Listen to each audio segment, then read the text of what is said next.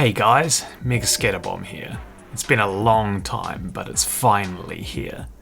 Today, MegaAntiCheat goes into open beta.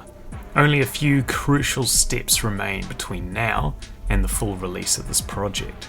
The level of attention this project has gained gives me hope that all of us working together will be able to mitigate the bots to a significant extent. This day also marks the end of another influential project of mine, MegaCheaterDatabase. Although it's done far better than I ever anticipated, I have a story to share about the original database that serves as a reminder as to why it needs to be replaced with something better. If all you care about is the anti-cheat, there's a thing on the screen that will tell you where to skip to. But there are many lessons I've learned that I'll refer to later on, as it has influenced our approach to the anti-cheat's development. Let's start the story where most stories start, the beginning. I want to introduce you to a player in the Australian TF2 community called X32. I have a bunch of history with this character, but to put it simply, his behaviour left a lot to be desired. The worst example I can cite was when he was on my Oz Fortress team. He decided, for no particular reason, to be incredibly toxic, culminating in him calling another comp player a racial slur. I gave him a lot of shit for doing that, as I should, but I didn't cut him off completely. With my guidance, he was eventually able to move on from what happened. Still, he likes to troll every now and then. Typically these trollings are insignificant, and frankly expected on the long road to maturity.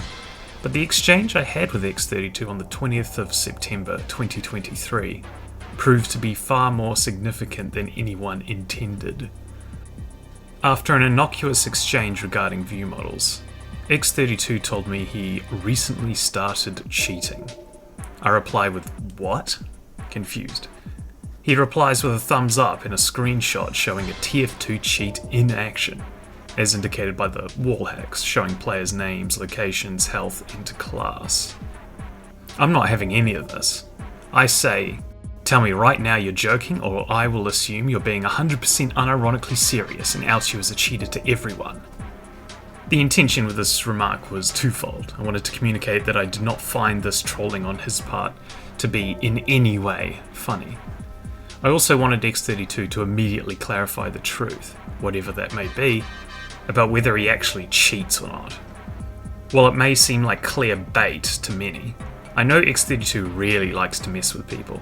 This could be his way of taunting the fact he does cheat in front of my very eyes, and getting away with it by saying, "It's just a prank, bro." Unfortunately, X32 did not back down. Instead, he asks what I mean when I say I'll out him as a cheater to everyone. I clarified that I would mark him as a cheater on the database, and communicate that he was a cheater to the relevant individuals in the community. His response to that threat was, "So no one important? I give him one more chance and he simply reacts with a thumbs up. It may surprise you to learn that X32 was one of many individuals in the Aussie TF2 community that was a part of the database's Discord server.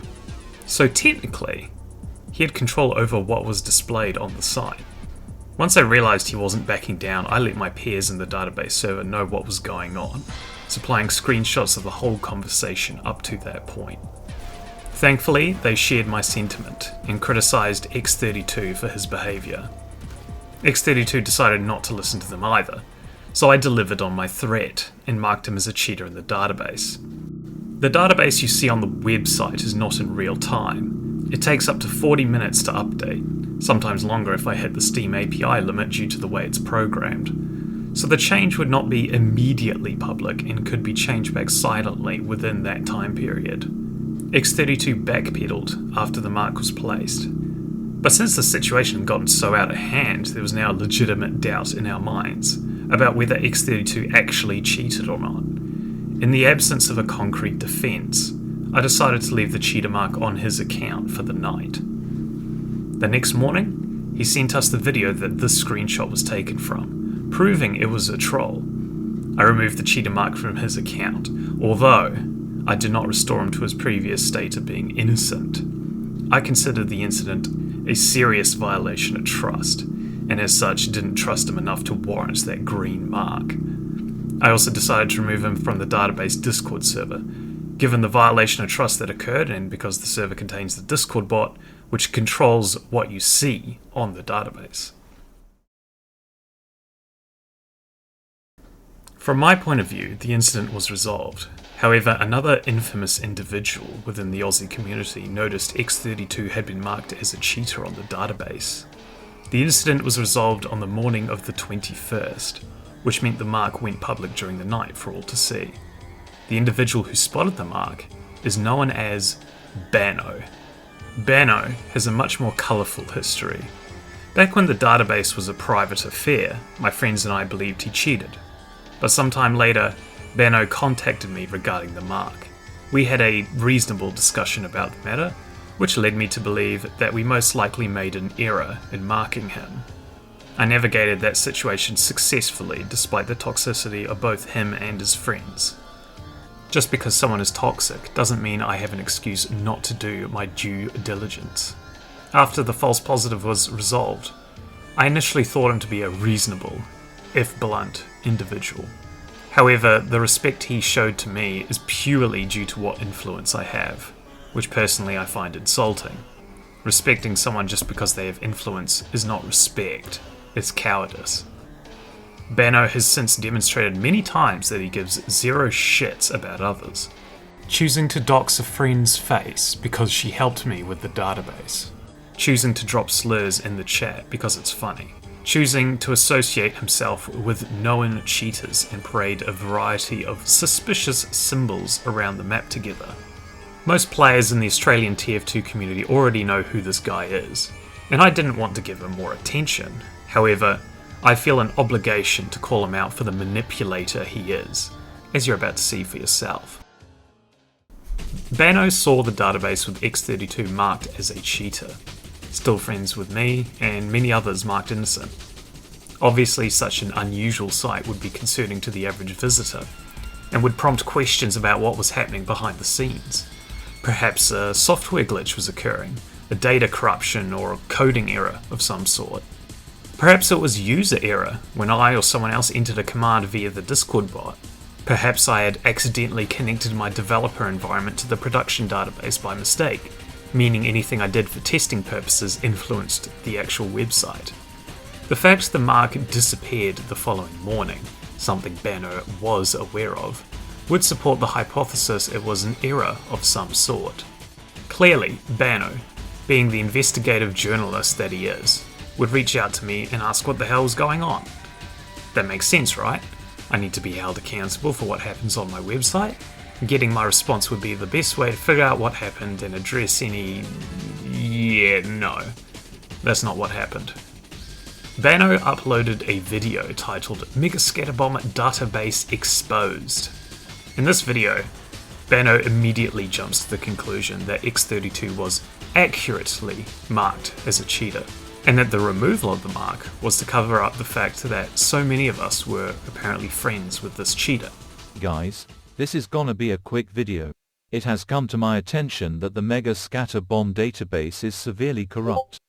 One of the main contributors turned out to be a cheater, and was marked red yesterday.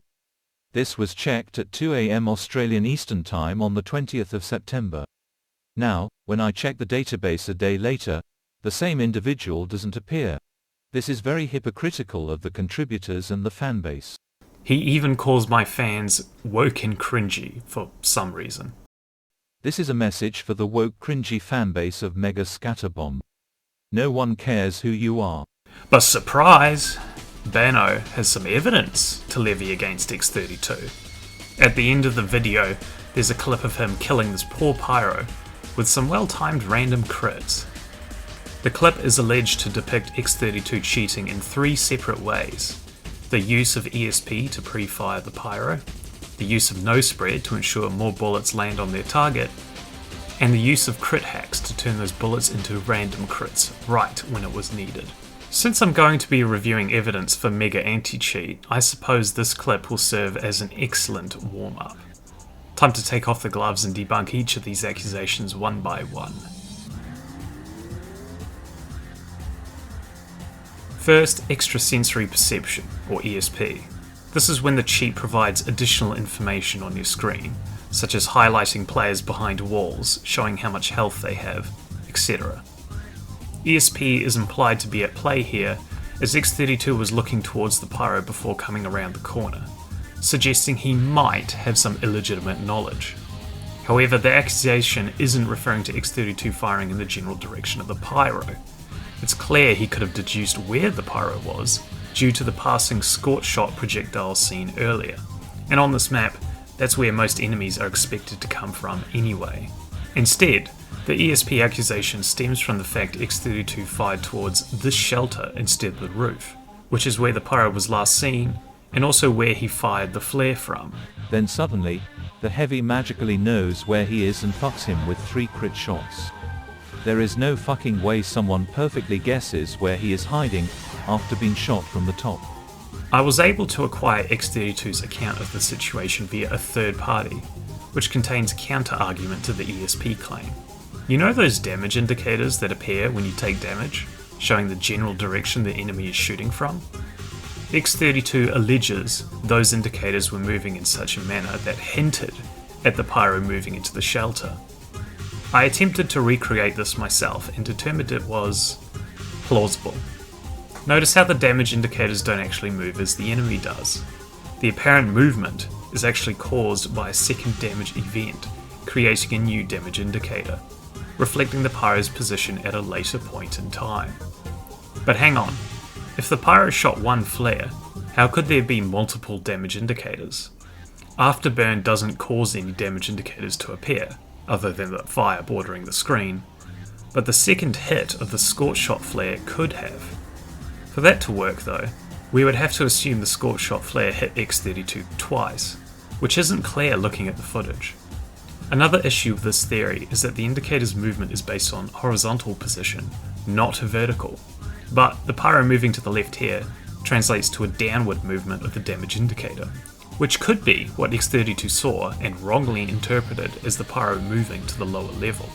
Another way the apparent movement could have been caused is if X32 was moving his mouse about. Damage indicators rotate as the player looks around, which could have been misinterpreted by X32 as the pyro's movement. This explanation works even if the scorch shot flare only hit him once. In short, the pyro's movement was apparently deduced using the damage indicators from the pyro, even if the logic used to do so wasn't necessarily correct. While this defense isn't an absolute disproval of the ESP allegation, there is plenty of plausibility here that we should dismiss this allegation in the absence of further evidence. And while X32 didn't make this claim, Banno should not have so lightly discounted the wildcard possibility of callouts before publishing this evidence. The only plausible explanation is him getting a callout, which in competitive would make sense, but in a casual scene full of players who aren't as experienced, seems far less likely. Maybe this invisible spy was originally outside and called out the pyro, or there was someone else spectating the general area. In Australia, at least, communication via in-game voice chat or via Discord is far more common than Banno claims it is. Were it not for X32's provided explanation, this evidence would still not be sufficient, as communication could have easily played a role in deciding the pyro's fate.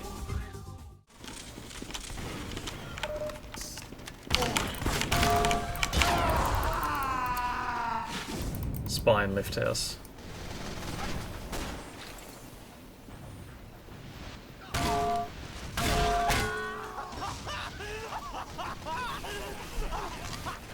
ESP is incredibly difficult to prove beyond a reasonable doubt.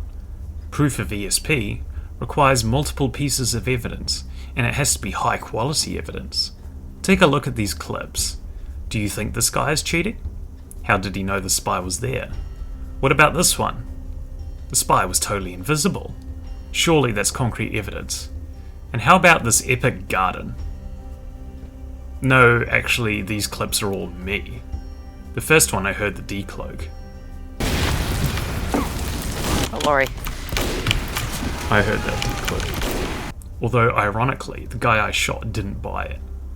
The second one was blind luck. I was shooting at the pyro back here. The final one was me guessing the whereabouts of the spy, who happens to be the famous YouTuber Raw, by the way, But let's be honest, that was a 1 in a million garden. Woman status destroyed. What? No! What just happened? No! Did you use the marker gun there? No! That's not real! That's not real! Sometimes, you just get fucked over by weird circumstances, and it's easy to mistake that for ESP. There's no plausible explanation for chance, so the only way to account for a lucky guess is to collect multiple samples, and this singular clip of X32, with some plausible explanations, doesn't come close to the required standard.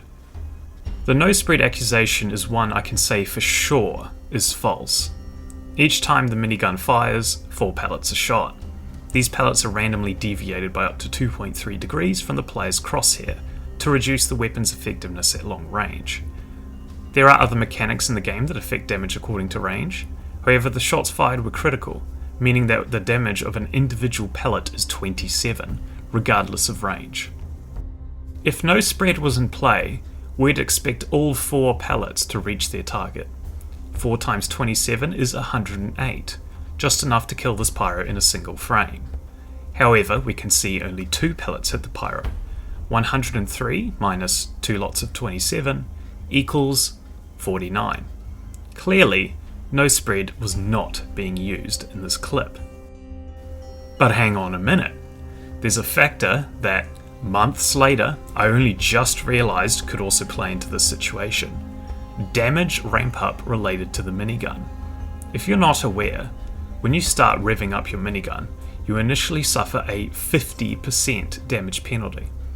This penalty dissipates linearly over 1 second from the moment you're able to fire. So it is actually possible that the 54 damage shot consists of no spread, assuming that X32 began firing the moment he was able to. The second shot would then deal more than 54 damage, as the damage penalty would have worn off a bit. Let's look back at the footage. Unfortunately, the crusty bitrate makes it difficult to fully analyse, but there's no clear evidence that X32 had just spun up his weapon. I speculate he revved up his weapon first, then stepped out into the line of fire. Even the slightest delay would increase the amount of damage from 54, disproving no spread as we would observe more than 54 damage in that first shot. Take a moment to consider the evidence for yourself, but before we move on, we need to teach Bano how to present evidence effectively. To make a successful case, you need to ensure your audience understands why the evidence is damning. In many cases, the evidence is trivial enough, where simply observing the footage is sufficient for most people. Here, though, the alleged evidence of cheating is not self-evident, and there's no supporting analysis from Bano to fill that gap in our knowledge. This is the wrong way to go about it. Evidence may speak for itself, but only if the audience understands what they're watching. After further painstaking analysis, I was able to determine for sure whether no spread was occurring here. There's one little detail we missed when analysing the footage. No spread was patched. Yep, it doesn't work anymore. If you happen to try no spread for yourself, it may appear to work, but that's either leftovers from a broken cheat, or part of an incredibly jank method that only works on single-shot weapons like pistols, SMGs or revolvers. Nothing applicable in this situation. You would think this random cheater Bano cites would be aware of that fact, but he goes on talking about first bullet accuracy and other shit. Finally, the crit hacks accusation is completely absurd. It is equivalent to rolling a dice once, seeing that you rolled a 3, and then accusing the dice of being biased because it rolls a 3 100% of the time. A sample size of 1 is an inexcusably and comedically low sample size for any study, especially one as nuanced as random crits, where the chances of rolling a crit depend on the last 20 seconds of gameplay. This transgression of basic statistical practice fully discredits Bano when it comes to the analysis of suspicious gameplay. Considering he was a false positive at one point in time, I find it ironic Bano would present such flimsy arguments and try to pass it off as concrete proof.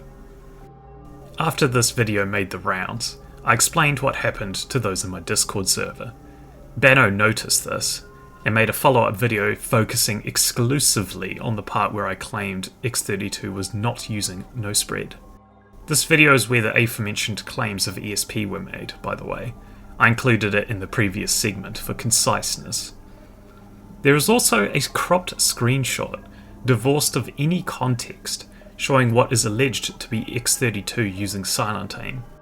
Why was the screenshot taken at this point in time, with a seemingly frame-perfect reaction to the alleged cheat? If the intention was to capture a cheater, why not record a whole video so we can actually inspect the flick and rule things out like interp? And if there is a whole video, and it does show a cheat in action, why was that video not only reduced to a single frame, but also cropped to make it impossible to determine whether this person is who Bano says it is? I could go on about Bano for hours, but let's take a step back here. Why am I telling you this story? First of all, the detailed analysis of the footage I just presented to you is exactly the type of work that will be needed to verify the claims we make via MegaAntiCheat. Later on, I'll be discussing the difficulties associated with automating this kind of analysis, but hopefully this example gives you an idea on how in-depth this process is. But before we talk about the anti-cheat in detail, it's worth looking back at what I did to X32, as it deserves further reflection.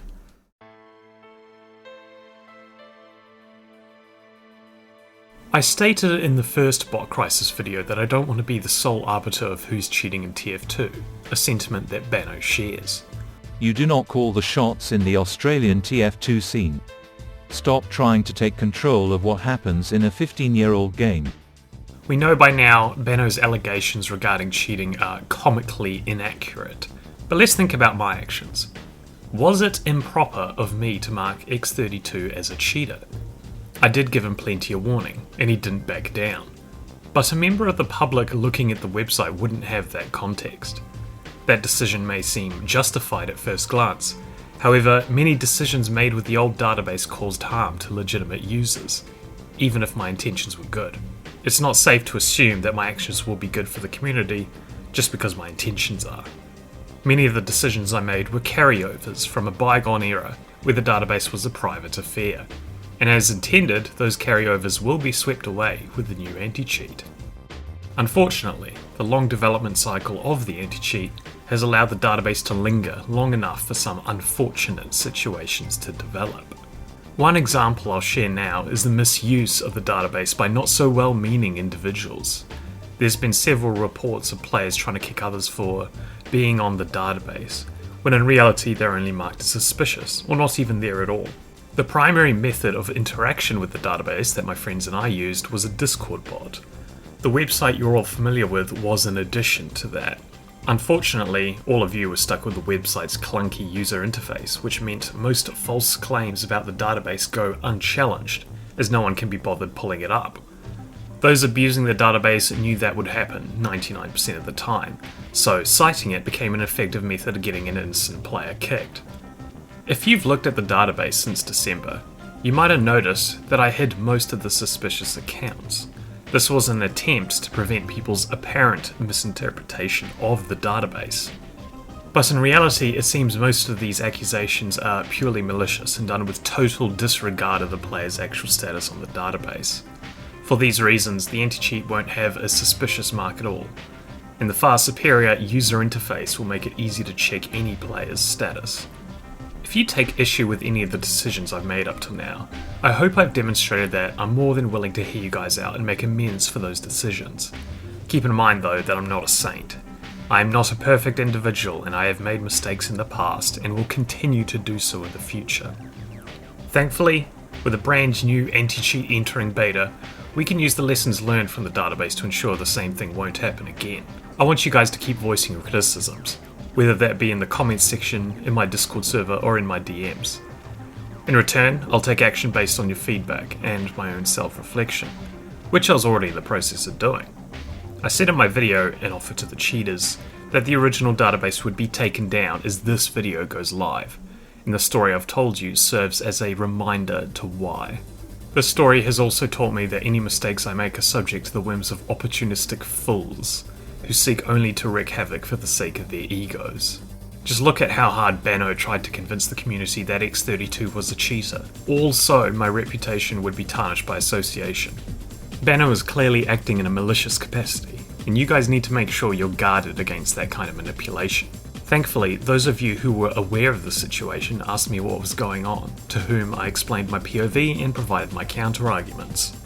Benno's YouTube presence remains small, but there will always be some people under the incorrect impression that I'm irredeemably corrupt.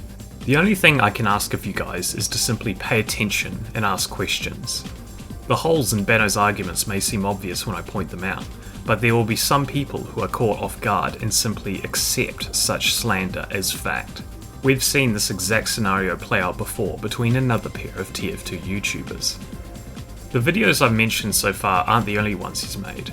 In fact, he is particularly obsessed with trying to frame my friends and I as corrupt. Let's get these other videos out of the way real quick. There's one where Benno presents evidence against Mr. Spycrab, an individual who claimed to have stopped cheating. However, the footage shows Spycrab's voice playing over the mic on a separate account that was blatantly cheating.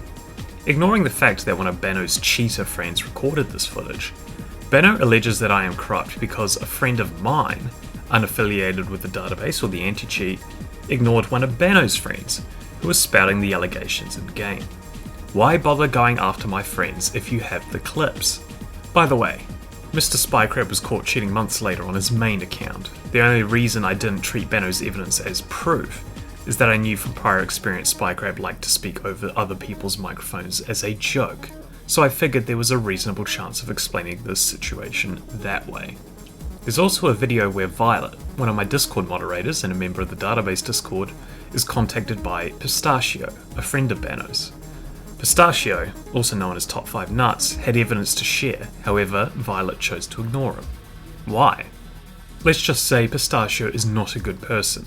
Prior to this interaction, he had impersonated Violet in game, and also doxed the name of a friend of mine on several occasions. This Pistachio guy isn't a fan of me either, to say the least. Finally, there's a video where Benno tried to accuse Violet and I of being corrupt because we took the innocent mark off an account for a racially insensitive username. Since the innocent mark of the database functioned as a badge of approval, we weren't comfortable leaving that mark on them with that kind of alias, so we silently got rid of it. In response to this, Benno uploaded a video where, within a minute time span, he proceeds to both accuse us of marking people with racially insensitive names as cheaters, while also admitting that we didn't. Like, what is your point here? You can prove for yourself we didn't mark anyone as a cheater by checking the Wayback Archive that was captured between these messages being sent and Benno's video being uploaded. Links in the description. Wait a minute. Are these screenshots from the database server inside Benno's video? It seems Benno has access to inside info. It turns out there's a leaker within the database Discord, and because invites to the Discord have been closed for over a year, this means the leaker's been privy to the inner workings of the database operation for over a year. I had another encounter with this leaker when I made a poor judgment on a piece of evidence related to Pistachio, and the leaker called me out for it, showing the world the reasoning I had put forth internally, alongside their own counter-arguments. You'd think this would interest Benno, as it highlights a genuine mistake of mine, but instead of reporting on an actual situation backed by evidence he has access to, we get this mockery of journalism instead. Perhaps the fact I apologised for that error and made the appropriate amends made it too difficult for Benno to paint me as an irredeemable bastard. Whatever the case, Benno had inside knowledge of all the ongoing activities of the database via the leaker. And what does he have to show for it? Nothing. I consider this video of Benno's to be the best endorsement of my integrity you could possibly ask for. If there were truly any skeletons in my closet, do you not think Benno would have dug them up by now? How ironic that, after several months of trying to convince the community I'm corrupt, we conclude Benno's story with him proving the exact opposite. And then he got game banned. As for X32, a part of me regrets the actions I took. However, I've also imagined the opposite scenario where I didn't mark X32 as a cheater. Benno could say something along the lines of, "Database administrator admits to cheating, MegaCheaterDatabase marks him innocent?" That sounds pretty bad too, doesn't it? Malicious actors love to trap their victims within situations they engineered themselves.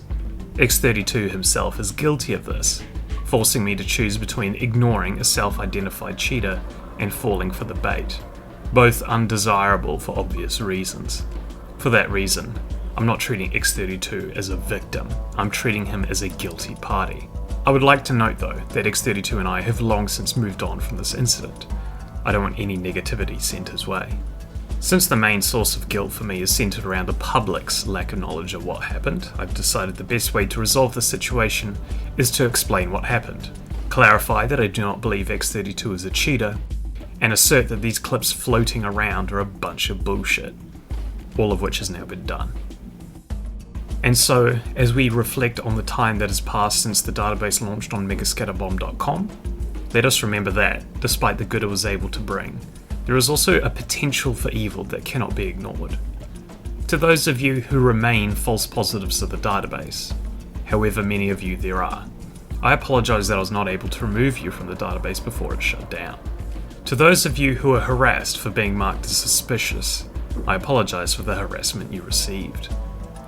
And as for me, I've learned what the responsibility to wield such a powerful tool feels like. I may be doing God's work, as many of you have told me, but I ain't God himself.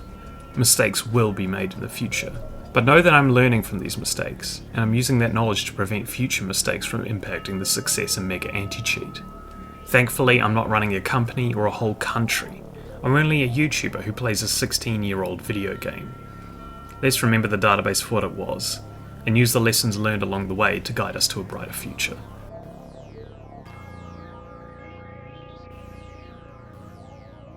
Turning our attention to the real enemy now, the cheaters. Unfortunately, all they can teach us is that they're angry little shits. Oh no, I've been turned into a zombie. The bots are gonna kill me. The hundreds of bots are gonna kill me. Oh shit. Look at him go. Daughter part 1. Bot down, bot down. I made a mistake. I set all of these to cheaters. They should all be set to bot. Useless bots. Look at them, they're all idle. There are all sorts of statistical methods that could be used. Oh lord!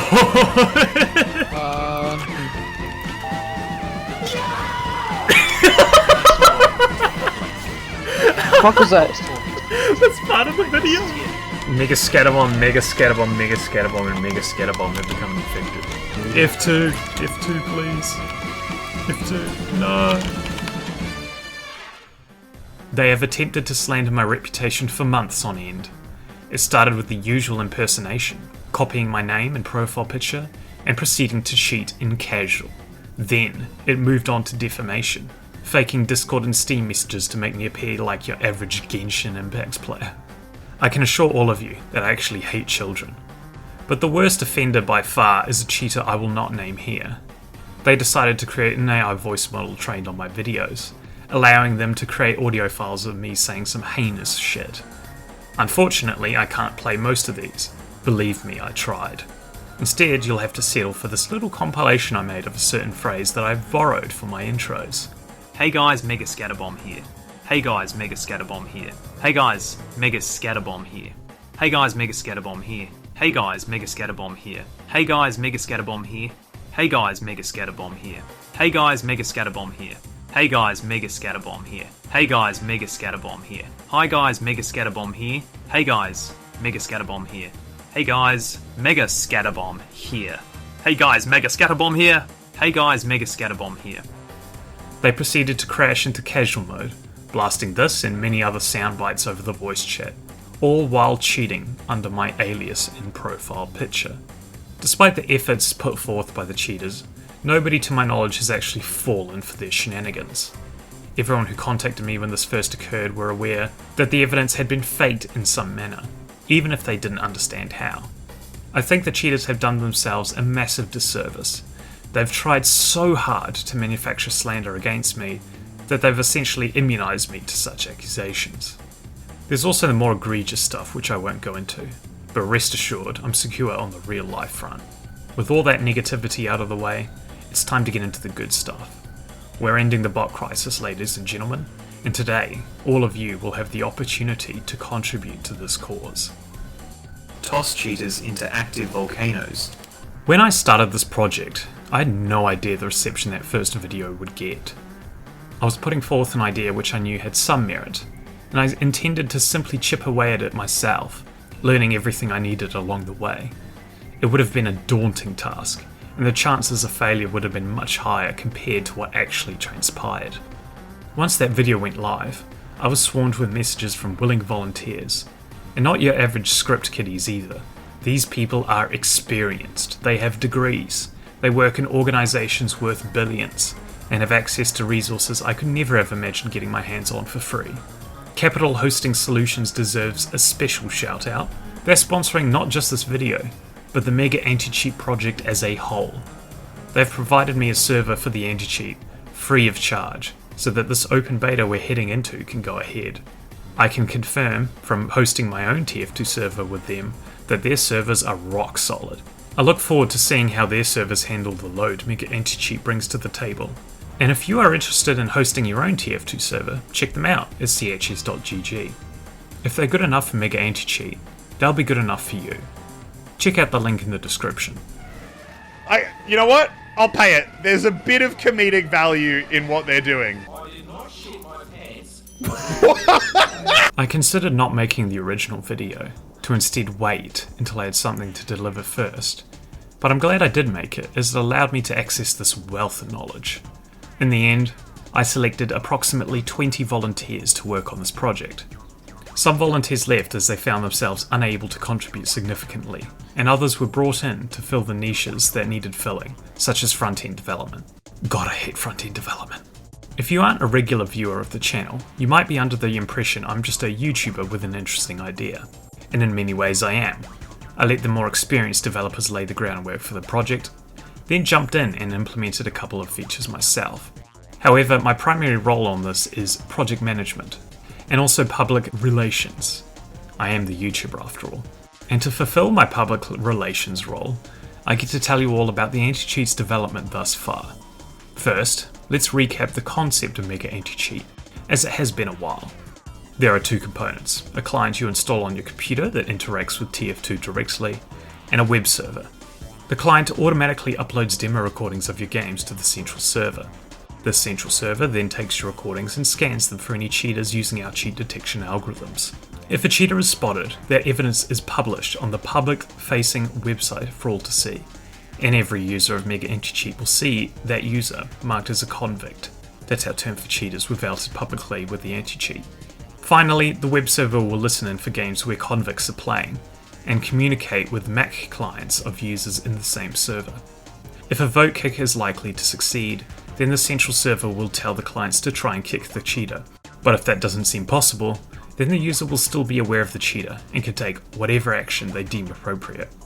And as a cherry on top, the anti-cheat client provides similar functionality to Paze's bot detector, so you can mark cheaters, bots, or any suspicious players you come across. There are some things I've glossed over. For instance, we were originally planning to have a Discord bot integration, so you could easily share your individual marks with friends, but this functionality won't be implemented for reasons I'll elaborate on later. I now want to address several criticisms of MegaAntiCheat that have been raised in the intervening months. Some of these criticisms are unfounded, based on misconceptions. On the other hand, some of these are very valid, and without careful consideration would sink the entire project. Let's have a look at what you guys had to say.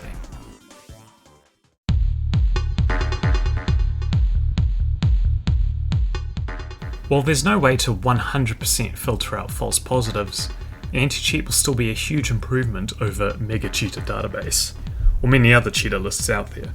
Having evidence that can speak for itself is a major benefit when it comes to verifying that the accuser isn't making a mistake. Let's take a look at how MegaAntiCheat will handle that evidence in detail. Once your demo recordings are uploaded, they're first filtered through an automated process that scans for signs of cheating, using both conventional and machine learning approaches. Then we move on to the human review stage. Reviewers load up the demo file on their TF2 client, looking at anything the computer deems suspicious. If the reviewers conclude there is conclusive evidence of cheating, we publish the evidence and convict the cheater. Otherwise, it gets filed away and we presume innocence. There will be no suspicious marker. You're innocent until proven guilty. As an AI-based anti-cheat isn't based on explicit rules, it's impossible to understand why it makes a certain decision, only that it has a certain probability of being correct. Therefore, it's a requirement to have someone checking on its decision making. This review process can be used to continually refine the AI, making its future decisions more accurate. That's not to say this concern doesn't apply to conventional detection methods, just that AI is particularly susceptible to them. Having an automated process at the start also prevents anyone from manually and arbitrarily passing judgment on any players. Humans can be biased, but a computer algorithms cannot. The only cases we'll investigate are ones where an automated algorithm has decided there's cheating, and the reviewer's job is simply to check the computer's conclusion. The one aspect of this we haven't decided on is who these human reviewers will be. Will they be us developers? Will we select a group of experienced players to do it for us? How many of them will need to confirm there's cheating before we can trust the judgment? Should we just leave this up to the public? All we know is having no human intervention is the worst option. What do you guys think should happen? Let us know in the comments. This project is for the community, so you guys can and should always bring forth your suggestions or criticisms. Recall how when analysing X32's gameplay, I didn't remember the minigun's damage penalty was a thing. While that fact didn't change the outcome of the investigation, it's entirely possible such a mistake could get through our human review pipeline and call it a false positive. If you have issues with the evidence we have accumulated, there will be a process for you guys to dispute the claims we've made. We might miss something in our investigation, and we all know the best way to get the right answer on the internet is to give the wrong answer and wait for someone to correct you. Hopefully this scenario is infrequent, but it's an important one to protect against. Since MegaCheaterDatabase was largely not backed by evidence, we won't be bringing those marks over to the new anti-cheat. You cheaters get a fresh start. Enjoy it while you can.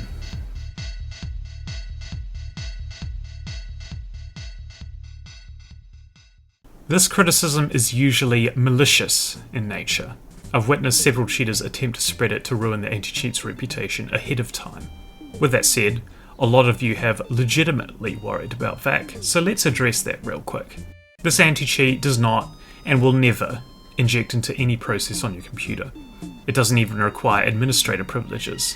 The method used to control the game, to start vote kicks and such, is Remote Console, or Archon. This is a built-in feature of TF2 and will not get you VAC banned. The anti-cheat reads the game state via two methods, reading the demo file and reading the console output. Both of these are achieved by reading the files as they are flushed to your hard drive, which doesn't require code injection. I've been using this anti-cheat client for months on end on my main account, and I'm still here. So are the rest of the users who've been using the anti-cheat client since I gave instructions on how to compile an alpha build back in January. Don't worry, you won't need to compile the anti-cheat from source. We have a proper installer now. Since we're talking about Archon, there is one thing I need to mention. Enabling Archon on your client to use the anti-cheat does mean opening your TF2 console to being controlled remotely.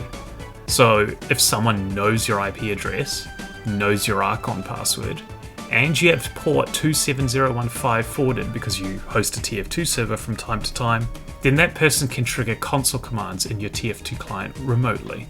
To prevent this, simply do not share your Archon password, or ensure that port 27015 isn't forwarded to your computer, or apply these additional settings and launch options to change the Archon port to your preferred alternative.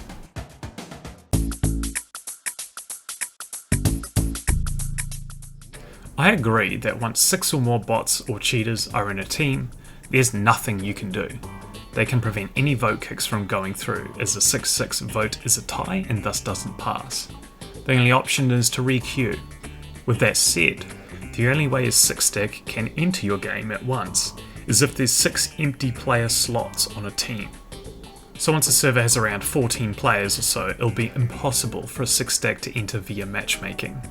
I've also noticed that when a server gets taken over by bots, Usually it's because one or two bots enter at once, then a player leaves, then another bot comes in, then a player gets auto-bounced or something, then another bot comes in, then a player gets kicked, then another bot comes in, and so on and so forth until the game's a total write-off.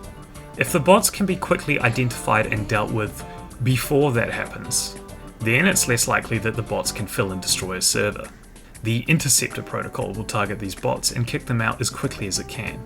With enough clients in the game, the whole team can go about playing the game normally, as the anti-cheat handles those bots one at a time. If it were just one or two bots though, I don't think I'd be making this video. Australian servers during Scream Fortress and American servers during Smithmas are representations of the ultimate doomsday scenario that we have all experienced at one point or another. In this scenario, you may think there's absolutely nothing that can be done. We often imagine the endless manufacturing of accounts that must be taking place in the background. In some ways that's true. Hosters know how to manufacture Steam accounts endlessly. But notice how those two terrible scenarios I mentioned were limited to event maps in specific regions. What's limiting the hosters from targeting all maps? I believe the hosters don't have the hardware. Over Smithmas 2023, you might have noticed this massive spike in the player count, many weeks after the Smithmas update. Many players speculated these were bots, but I don't think so, at least not cheating bots. I know from my research that a single bot requires about 700 megabytes of RAM to run. Thus, 100,000 bots would take 70 terabytes of RAM. That's more than 2,000 times what I have in my computer. Are there thousands of computers out there working in perfect sync with each other? Not impossible, but unlikely. I think these are primarily a mix of human players and non-cheating bots. Bots for item farming or trading. Any purpose that doesn't require the game to load up a map, thus reducing the RAM overhead. So if you're a bot hoster, what do you do? If you can't increase the bot count, you need to decrease the player count. How can you do this? Target a specific game mode. As I was typing this, I learned that bots in Stockholm servers were specifically targeting attack defend servers. It's always a bummer when you can't play a specific game mode, but it hurts especially during the event seasons, as the players who are excited to try out the new maps that made it into the game are denied the ability to do so before they disappear from the map selection for the next 11 months. Combine the division of players within game modes with the lack of players in the morning hours and the ability to target a specific region, and bot hosters can cause a doomsday scenario at this time of year, at this time of day, in this part of the country, localized entirely within your kitchen. Yes. So how can we avoid that highly localized doomsday scenario? Queue for different maps. With the anti-cheat, we'll know from the data we collect where the bots are hiding. Have you ever seen a bunch of maps in the map selection have an inexplicably large amount of players compared to every other map? Imagine that, but with way more precision. Imagine if you knew there were 100 bots in Harvest right now. Better uncheck that map. If you can sidestep the bots, they will either not bother you at all, or they'll be spread so thin that this is now an even fight. I know this isn't a perfect counter. If you're stuck in a specific region that gets targeted, there's not much you can do about that. But if switching maps means you can actually play a couple games of casual, why not take that opportunity?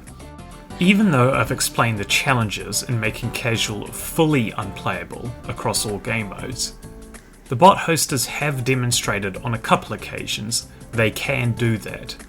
Therefore, MegaAntiCheat will need to be prepared for the ultimate doomsday scenario. While this feature isn't implemented yet, I wanted to add a quick play style system for MegaAntiCheat. You tell the anti-cheat what kind of servers you want, and it finds a community server for you and your friends. If 20 people use the system at once, suddenly an empty community server will become alive and well again. I've been playing on my community server whenever casual gets fucked, but I recognise there are many other servers out there that need filling. That feature's in the future though. For now we're focusing on the anti-cheat part of the anti-cheat. As for human cheaters, they're in limited supply too. Cheaters can create new accounts but they can't clone themselves, meaning there's a relatively fixed amount of human cheaters at any point in time. If they're forced to play in 6 stacks, That pulls a cheater out from 5 other games, just so they can curb stomp whatever server the 6th guy is in. That means 5 more servers without a cheater in them, 5 more games that can proceed without interference. In my experience, a single human cheater is way more destructive than a single bot, so freeing those 5 servers of human cheaters has a potentially massive upside that I'm surprised hasn't been discussed until now. To clarify, these videos are marketed as ending the bot crisis, but it's not just bots I'm targeting. Human cheaters are also a plague that needs to be dealt with. So when I talk about ending the bot crisis, know that I'm also targeting the cheaters whose brains are not considered vital organs.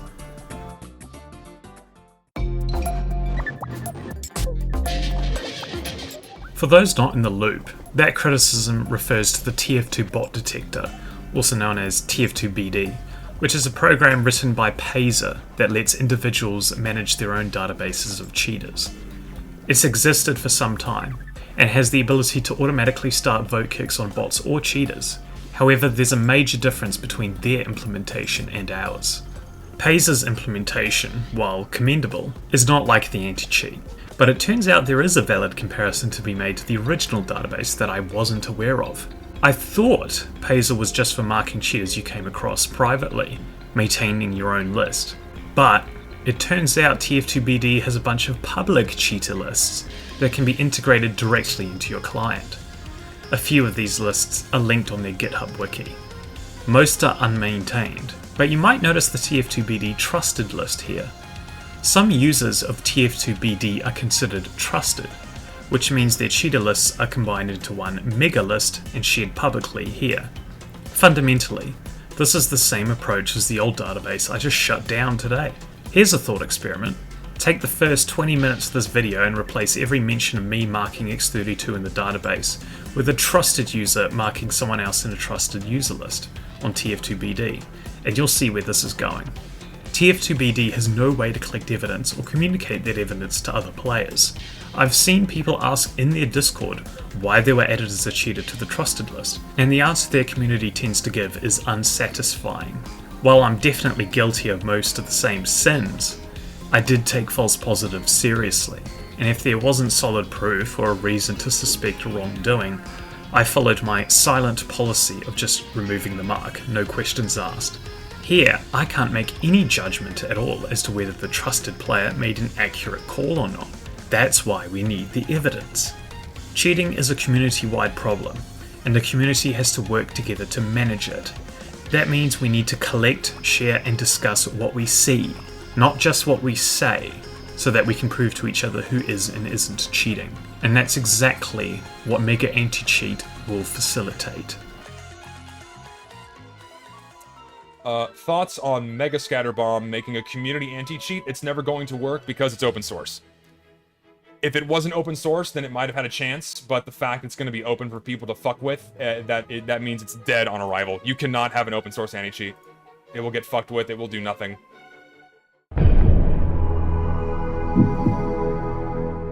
Zesty is right about this. Imagine you have a function that could 100% detect whether someone was cheating or not.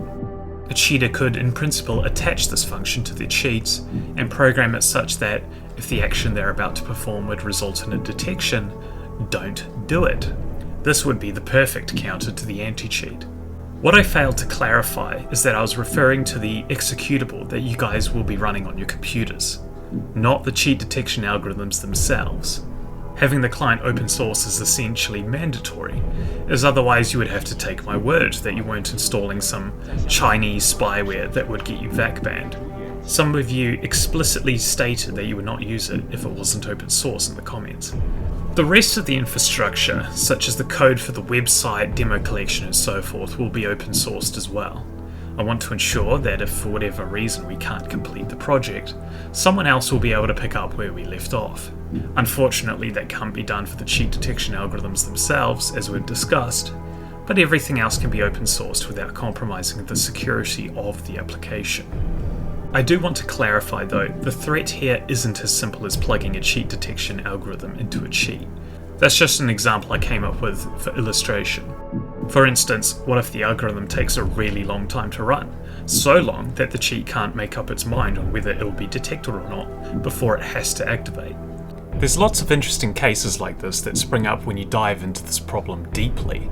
However, none of them, no matter how smart they might be, circumvent the core threat. If you tell people how you're detecting cheats, one way or another, they're going to figure out a way around it. I appreciate Zesty's criticism here, as it points out that I wasn't clear enough in my communication. But rest assured, there's no way in hell we would have developed a cheat detection algorithm in the open. Theoretically, if a 100% accurate cheat detection algorithm existed, it would be safe to share it, as the only way to circumvent it would be to not cheat. But such an algorithm is pretty much an impossibility. We're not bold enough to make such a large gamble, unlike some people. I really want the strange factory new top shelf minigun to exist. You can perform trade-ups to go from a lower grade to a higher grade with a skin, naturally requiring 10 skins of one grade to go to 1 skin of the sequentially higher grade. Oh, God. Get me that gent merc grade so I can then subsequently 10% that and maybe get the minigun. Oh, man, we didn't get the right collection. Shit. Oh, we got the 2 forts, son of a bitch. It wasn't a war paint. Fuck. Commando, the gentleman's is out the window. Gentleman's is out the window. It's out of there. But we have a chance. We have a chance for the War Room minigun. The War Room. Please.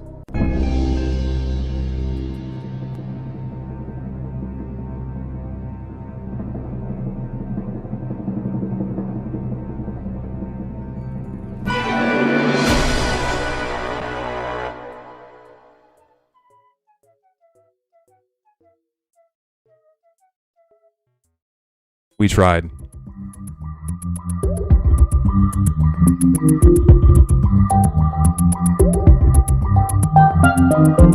When compared to someone who's been playing the game for 10,000 hours and knows how to sniff out the various forms of cheating, the Interceptor, our automatic vote kicker, may not seem like a game changer, and that's because it's not.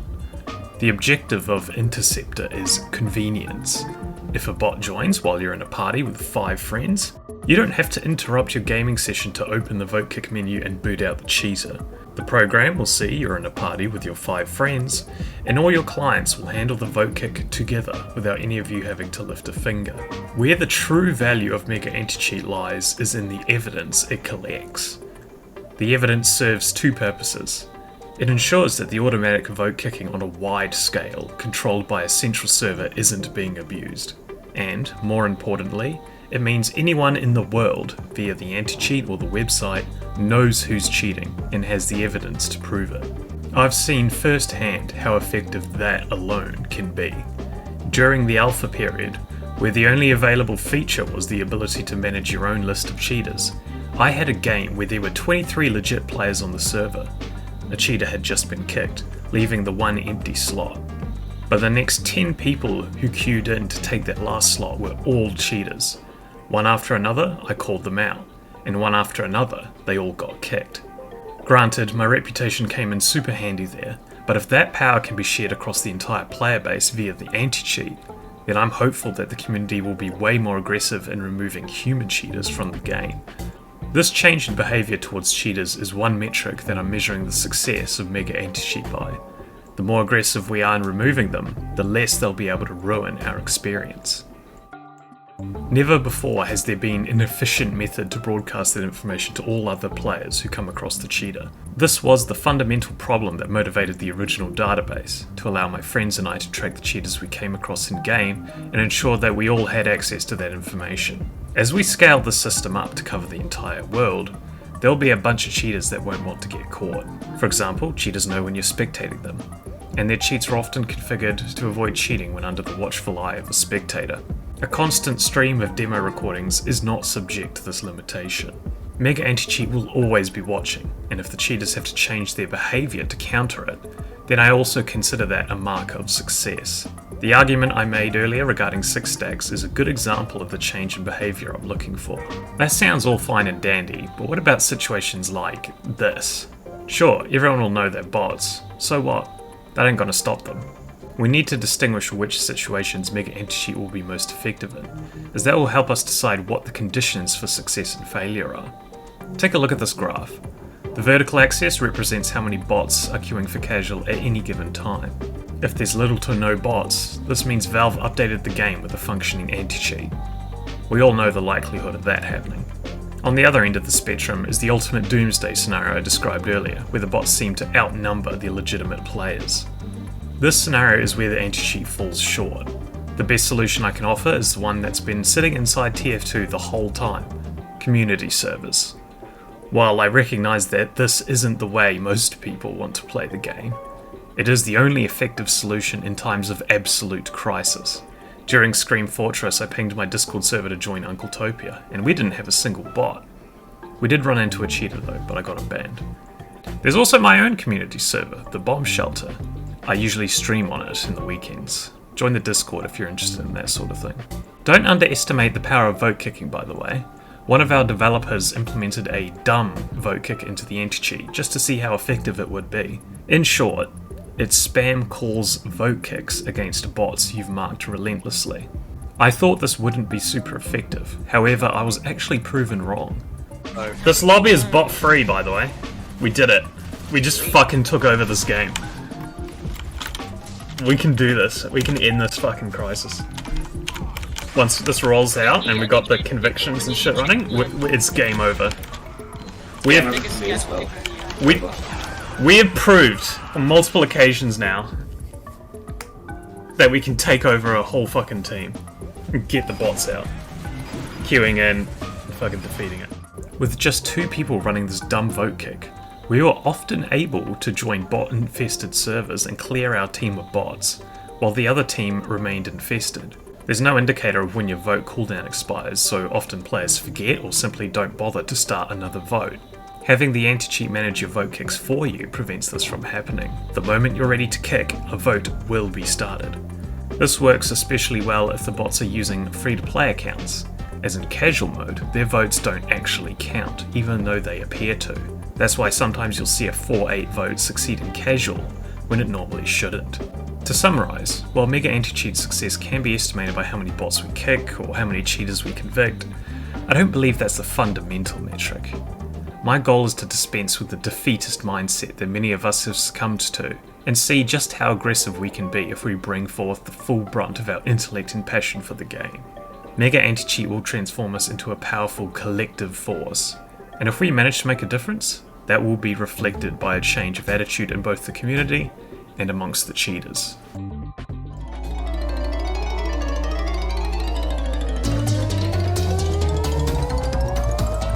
Since this gets into legal territory, I'm not in a position to comment with 100% confidence. Therefore, do not interpret what I'm saying as legal advice. As far as the Steam API is concerned, there is only one document we need to consider: the Steam Web API Terms of Use. As stated in Section 13, except as expressly stated herein, these API terms of use constitute the entire agreement between you and Valve with respect to the Steam Web API and Steam data, and supersede all prior or contemporaneous communications of any kind between you and Valve with respect to the Steam API, Steam data, or Valve branded links. This means all the conditions we're bound to are in, or referred to in, this document. Section 2 is the most relevant section. You can pause to read this or use the link in the description. The main thing we need to do to ensure compliance is make people aware we are not affiliated with Valve, and post a privacy policy explaining how we handle any non-public end-user data. There's a link to that policy in the description. I won't go over it here as it is subject to change, and I want the privacy policy to be something you can understand without having to watch this video. Now, why do we need this data? Firstly, when you check an account on MegaAntiCheat, you want to see the account's username and profile picture on the side, don't you? The Steam API facilitates the collection of this data. But there are use cases outside of basic data collection. Imagine a MegaAntiCheat client claims you're in a server and their demo file indicates you're cheating. We can check whether Steam itself agrees with their claims. If the client claims you're in one server and Steam tells us you're in another, this would prove that the client is trying to frame you for cheating by manipulating the demo recording, and we'll know not to trust them going forth. Outside of the Steam API itself, I've checked all the Steam terms of service looking for restrictions around the kind of data collection we intend on performing, and I've found nothing that would interfere with our plans. Most of the documents turn up nothing when you Control F for data. So, as long as we ensure we're not using this data collection to harass users, which would be against TOS, we should be in the clear. Also, if Valve did start enforcing the TOS, I don't think we'd be dealing with the bot crisis in the first place. The GDPR and CCPA are a bit more complicated. I'll focus this discussion around the GDPR as it is stricter than the CCPA and also predates it. Let's look at a website that does a similar thing to ours, and see how they handle the GDPR. SourceBans is a plugin for Source Engine-based multiplayer servers that automatically documents player bans from the server on a publicly available website, listing the banned user's alias, Steam ID, reason for ban, date of ban, and duration of ban. Black Wonder, a popular community server, has a SourceBans page on its website. You can filter the database of bans, but you might have noticed that IP address is an option here. It used to be a common practice to share the IP addresses of banned players on these sites. Hell, I even caught a few cheaters by noticing their IPs on SourceBans matched each other. However, the GDPR has made sharing personal information on an EU citizen illegal in these circumstances, which basically means it's always illegal to share IPs of other players, because you never know when you're dealing with a European. Therefore, SourceBans merely stores the IPs, it doesn't publish them anymore. However, the rest of the information is still there, so we can deduce that this information can be stored and displayed safely. This is important as the demo recordings we receive from you guys will contain this kind of information, and we'll be sharing these demos around as they contain the proof we need to convict all the cheaters. You might be curious about GDPR's right to forget and how the demo recordings will be affected by this. SteamID.uk, a site for storing historical data on Steam profiles, has two separate pages for exercising your right to forget. One of these pages is for wiping your SteamID.uk page of historical data from your Steam account. However, this is not for GDPR reasons. There's a separate GDPR manager that is for wiping personal information, which consists only of real names and emails. MegaAntiCheat won't need either of those things. You'll be signing into MegaAntiCheat with your Steam account. The only other piece of information that could be considered personal and thus subject to GDPR is TF2's voice chat.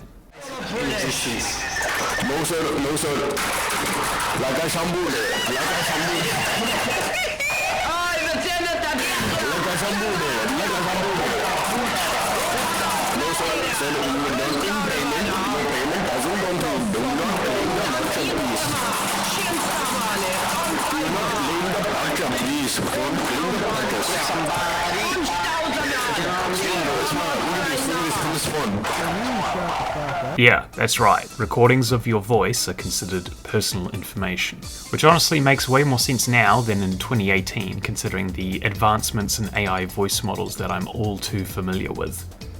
However, according to this article, we don't need to worry as long as we're not specifically processing the voice data to identify the players. In the future, we might even splice that information out of the demo files to save on disk space. That's not the end of the data collection though. You remember the Pazer style interface where you can mark cheaters you come across personally? We're tying your marks there into a big fat trust factor system. I'll elaborate more on why we need such a system later.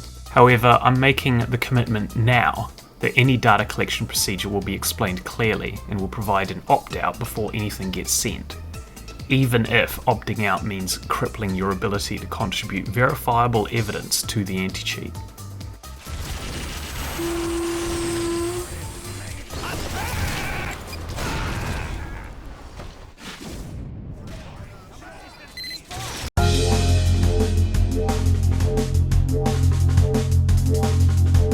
The first video got 600,000 views and caused 30,000 people to hit the subscribe button. 30,000 people. You have any idea how many people that is compared to TF2's typical player counts? There's also 3,000 people in my Discord server and roughly 100 channel members willing to support my unemployed ass so I can focus on this project. If anyone has the ability to get the necessary install base, is the famous YouTuber MegaCheaterDatabase. For real though, if that video didn't gain the traction that it did, I wouldn't be so confident that we could get the numbers required. I would also argue that the threshold for effectiveness is lower than you'd think. If a cheater plays 5 games a day, that's up to 115 other players he'll run into, and only one of them needs to catch the cheater, and then assuming the evidence is verifiable and conclusive, then it's game over for that cheater, or at least that account. For the vote kick system to work effectively, yeah, the numbers will need to be higher, but as I said earlier, the vote kick feature is a bonus that will kick convicted cheaters in the balls when it can. And if they haven't been convicted yet, I think my critics put it best when they said, just kick them yourself. Watch. Yeah, he's still going. How do they cap so fast? Oh, I saw that flick, Jesus Christ. When he fired the huntsman.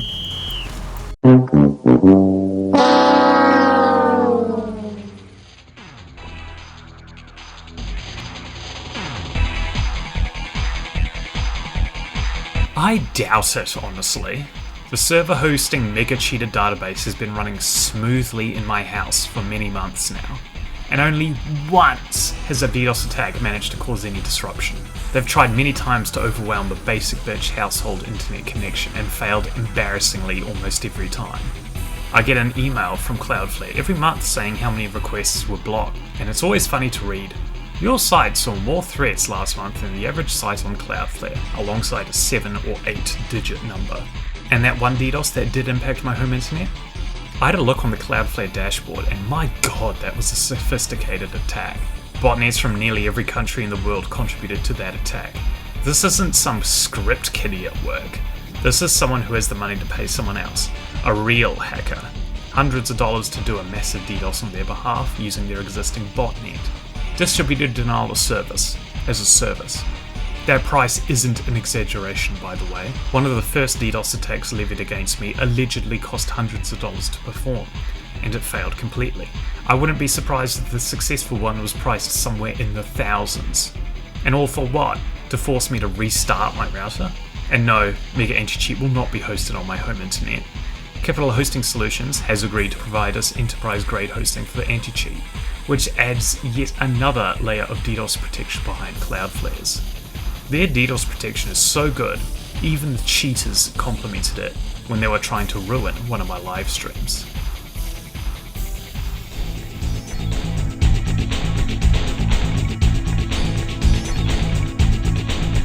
So, Steam account manufacturing has been a major part of why the bot crisis has persisted for so long. Any bots that get detected and banned can be replaced within minutes.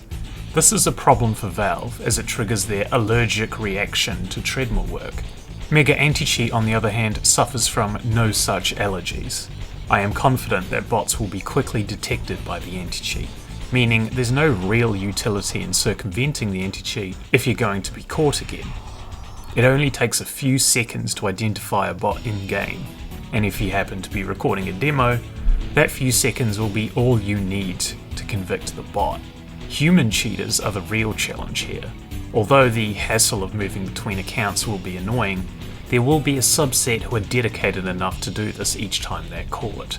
I don't really have much to say on this, as I think the issue we're describing here is a symptom of a deeper problem. Closeting.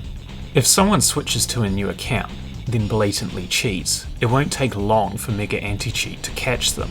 Why bother alting in that case? A closet cheater, on the other hand, could go undetected forever, regardless of whether it's their first, second, or third account. This is the real endgame state to be concerned about, and leads nicely into the next criticism I want to cover.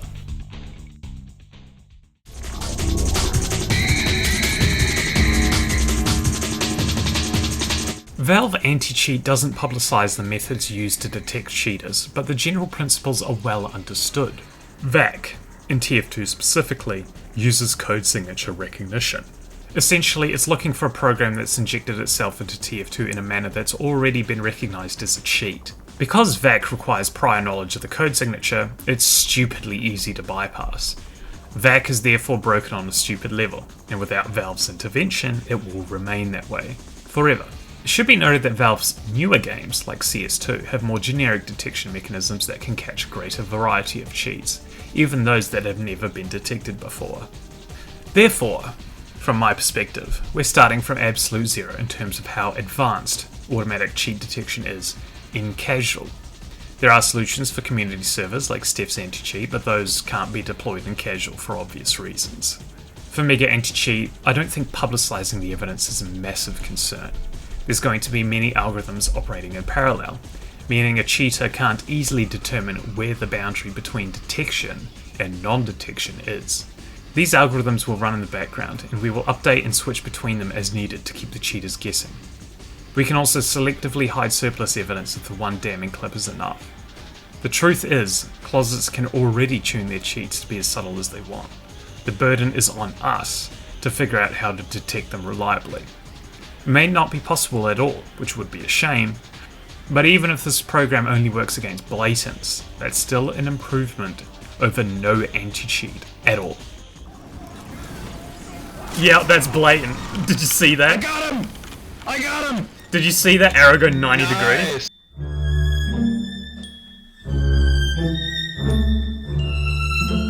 We are acutely aware of the threat that bad actors pose to our anti-cheat. Recall the example of a malicious anti-cheat user claiming another user is in their game, cheating, when in reality they're not.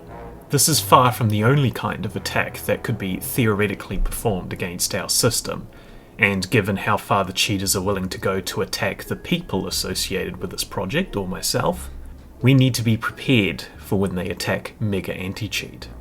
We've spent ages poring over the Steam API, the information that can be pulled out of demos, using a consensus approach, using machine learning, conflict detection and resolution, implementing a trust factor system, providing real-time updates of the demo file, and so on. And what we've found is, while many of our ideas show promise, it's impossible to know what combination will work best ahead of time. This is what the open beta is for, to give us an opportunity to pen test our own system, to subject our security measures to the harshest conditions, so that we can prevent manipulation of the anti-cheat in the first place. None of these solutions I mentioned are going to solve the problem on their own. We'll need to intelligently combine the best performing solutions in some manner to minimize the chance of this manipulation happening, and the exact combination of methods we use will be kept secret as we don't want to give the cheaters any free information about our system. I'm sure there'll be more criticisms to address in the future, but this video is already very long. To those of you who've made these arguments, thank you for your input. It is reassuring that most of you guys are holding us accountable in a responsible manner and steering us in the right direction. Right now though, we've got a bot crisis to stop. To this day, queuing into casual is an absolute nightmare, as you can see right... Oh.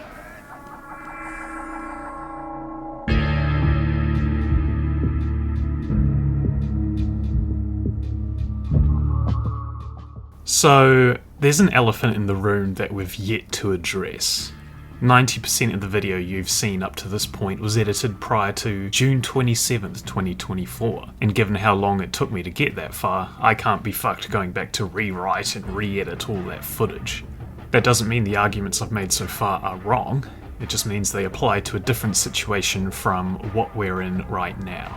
For those of you who haven't been keeping up, on June 27th, reports spread of bots, bot hosters, and human cheaters receiving game bans en masse.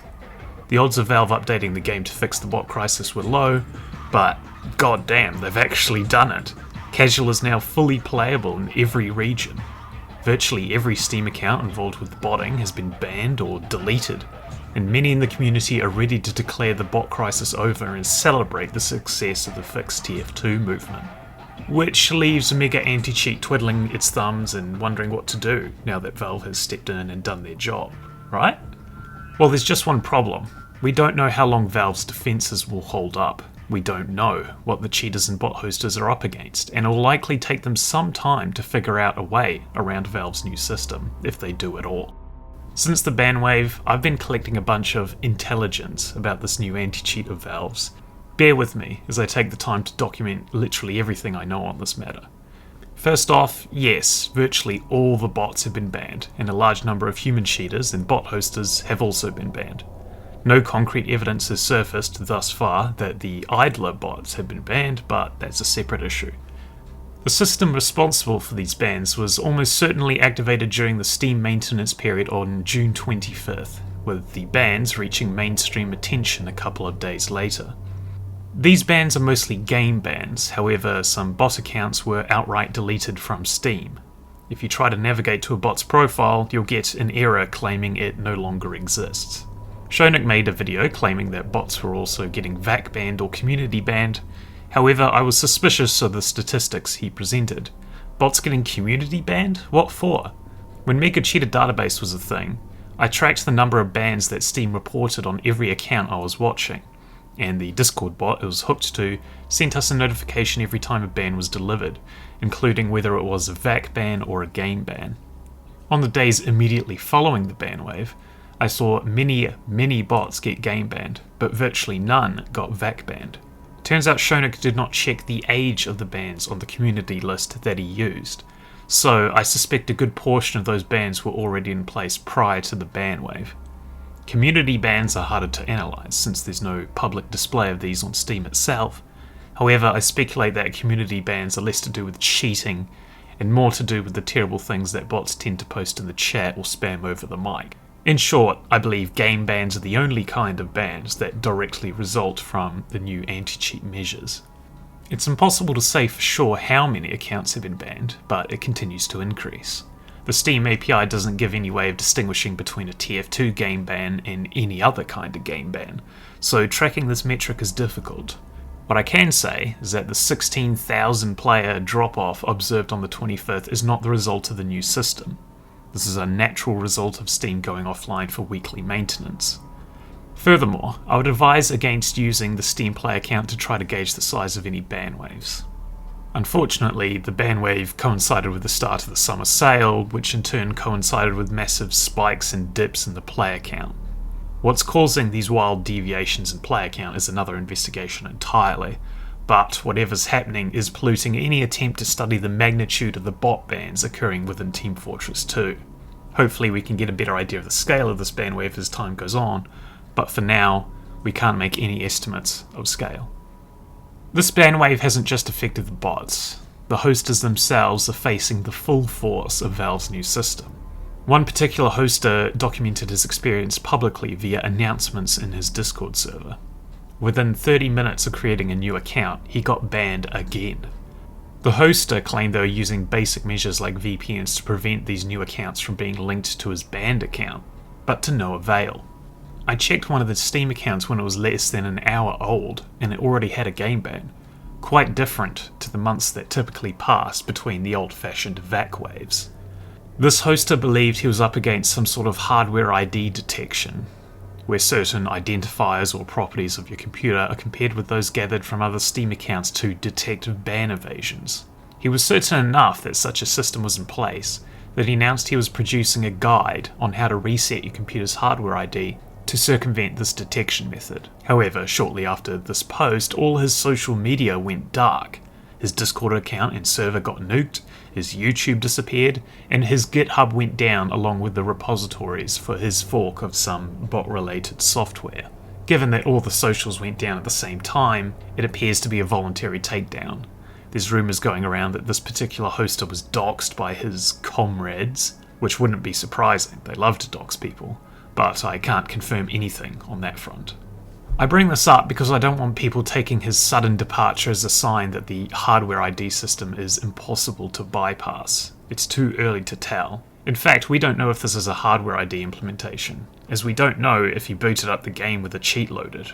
Maybe the new system was able to detect that immediately and take action. Personally, I don't think that's the case, but I don't have the information necessary to rule it out entirely. An instant detection method seems unlikely to me, as it would represent a change from the infrequent ban waves that are designed to prevent cheaters from testing the boundaries of their cheat detection, so I'm more inclined to believe this is some kind of hardware ID matching, detecting that a banned player has created a new account and banning them as soon as possible. Given the speed this occurred, and the scale of the ban wave as a whole, it seems extremely unlikely this was a fully manual ban. Maybe the ban on the original account was manual, but these bans on fresh accounts are very likely the result of some automated system. We need to remember though that this hardware ID system is just for enforcing an existing ban. How are Valve detecting cheaters and bots in the first place? Well, to figure that out, let's talk about the development timeline.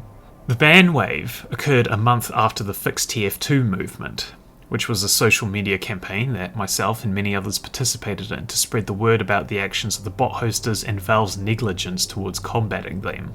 Given the timing, many believe the ban wave was in response to this movement. However, some people disagree. Richter Overtime made a now infamous tweet claiming the anti-cheat measures deployed by Valve had been in development for over 2 years, and that what we're witnessing is the launch of a permanent solution. This claim was met with skepticism from the community, so I decided to reach out to Richter and ascertain the nature of his source. Unfortunately, that decision got me into a bit of a mess. I want to make it clear now that I have no beef with Richter or any desire to stir shit up for views. I'm just going to state the facts as I see them and leave it at that. First off, the information came from a secondary source. The person who made these claims to Richter isn't a Valve employee and isn't working on the game. Instead, they're a friend of such a person.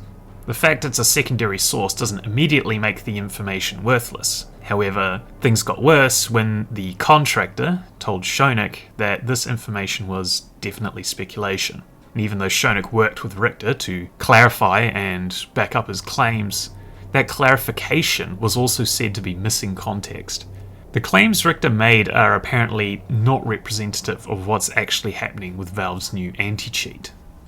I want to make it clear I don't think Richter had any ill intent, I just think he failed to put in the necessary effort to back up his claims before publishing them. He stated to me directly that 2 other TF2 YouTubers were able to back up his claims in some way, but I reached out to both of them and neither had concrete information to support that fact. It was immediately following those conversations with the other YouTubers that Richter pulled the tweet, so I'm assuming that there was some miscommunication behind the scenes that made Richter believe his claims were more substantiated than they were. Despite all that, the dismissal of Richter's claim doesn't necessarily mean it's completely false. All primary sources, whether a Valve employee or a contractor, have likely signed contracts with Valve which prevents them from disclosing information without risking legal consequences. We can't rule out the possibility that they are protecting Valve's interests by sprinkling some strategic ambiguity on the subject. Would we ever expect a primary source to confirm something about the new anti-cheat? I wouldn't. How much weight does a denial of a specific claim carry? Well, looking back at the Shonik tweets, notice the language used, definitely speculation and missing context. These are intentionally vague statements. The only way we're going to get any certainty on this subject is by doing some independent research. And to guide that research, I'm going to leak something else that came out of my conversation with Richter. His source claims that a form of CSGO's trust factor had been in the game for at least the past 2 years, which reminded me of some old Tyler McVicker videos that made similar claims. Tyler McVicker, for those who don't know, is a journalist who focuses primarily on Valve-related news. He leaked stuff about Half-Life Alyx well in advance of its release, and in 2021, he speculated that a trust factor system was being considered for Team Fortress 2. He uploaded a video titled "The Team Fortress Devs Begins to Battle the Bots," in which he speculates that the numerous security and stability improvements within a certain patch were possibly related to the kind of telemetry you'd expect to see from a trust factor implementation. He further speculated these changes were taking place server-side, and thus wouldn't be susceptible to the usual data mining that he undertakes as a part of his research.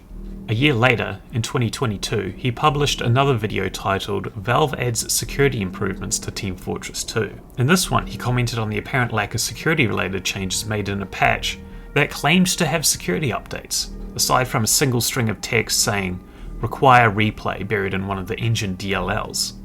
We can't know for certain what this means without further information, but in TF2, a replay is a server-side recording of the game.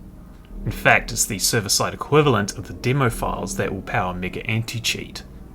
Tyler implies that this could be hinting towards a VACnet deployment in TF2, but let's be honest, we're just going down another speculative rabbit hole. In an attempt to get some concrete info, I asked Tyler for some clarification on his trust factor speculation. All the information he has on trust factor or VACnet comes from trusted sources of his. Sadly, that doesn't give us anything in the way of hard evidence. But I got his take on the ban wave. Apparently, at the time of Save TF2, the first community movement that took place back in 2022, Valve was interested in developing a solution to the bot crisis, potentially using some of the same solutions deployed in CSGO at the time. However, there wasn't any major resource investment until recently. How recently, you might ask? Tyler said he didn't know, but he did say that despite Valve's interest, they originally didn't believe it was worth dedicating the necessary resources to fix the bot crisis. As we all know though, their mindset has changed, and Tyler believes the bad press brought on by 2024's Fix TF2 movement was the only thing that could have done that. I was also able to get his input on the suspected hardware ID bans. If you recall the bot hosters getting banned on new accounts within 30 minutes, Tyler told me that was a brand new feature. So there's definitely something going on, but in order to truly figure out what Valve's up to, I had to reach out to a particularly interesting source of mine. This guy is a former bot developer, but he's moved on from hosting, and as far as I'm aware, he hasn't engaged in any of the criminal activities that the other bot hosters have, and in the past he's given me detailed information on how the software works and how it can be detected, which I'm sure will come in handy for MegaAntiCheat. When I asked him what's up with this new ban wave, he opened up about the nature of VAC. First of all, VAC contains a lot of telemetry. He shared a blog post from 2020 that shows what was found inside VAC, with some reverse engineering tools that are publicly available. This was done using CSGO, and it was done on Linux, as Linux is easier to manipulate than Windows for this kind of task. The post explains the behaviour of several modules found within VAC that run on the player's computer during gameplay. The first module keeps an eye on all running processes related to the game or to Steam. Fairly obvious, the whole point of the anti-cheat is to protect the game, and that's what it's doing. There's also a module which scans the directories that the game executables are running inside, the current working directories.